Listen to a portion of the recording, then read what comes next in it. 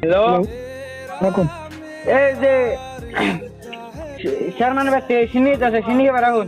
তুমি সিন্নি খাও গো না গু খাও গো? এটা আমার কাউকে সেই সিন্নিকে বেরাখুন।